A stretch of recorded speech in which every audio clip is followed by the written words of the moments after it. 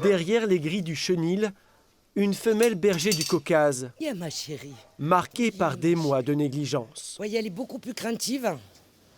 Les bergers de Caucase, alors là, on voit pas parce qu'il y a des poils, mais on lui sent toute la colonne vertébrale. Elle a vraiment manqué de nourriture et on voit qu'elle est maigre. Hein.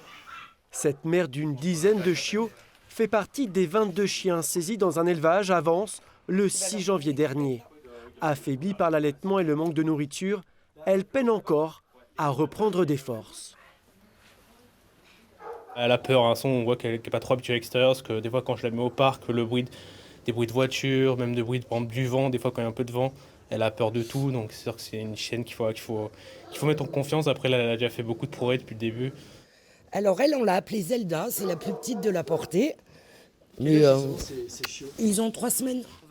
Amaigris, parasités, les animaux ont vécu dans des conditions extrêmes, confinés pour certains dans de petites constructions en pierre, sans eau, ou attachés à des câbles très courts, parfois de moins d'1 mètre, comme sur ces photos prises par les membres de la Fondation. Des conditions incompatibles avec toute activité d'élevage réglementée où un chiot peut se revendre plus de 1 000 €.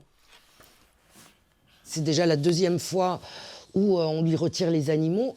Ce qu'on aimerait, c'est l'interdiction de détenir des animaux, tout simplement. Il faut vraiment et une surveillance accrue sur cette personne pour éviter qu'il reprenne des animaux. L'objectif maintenant, remettre sur pattes tout ce petit monde, leur redonner confiance avant toute adoption. Une plainte a, elle, été déposée pour abandon et acte de cruauté.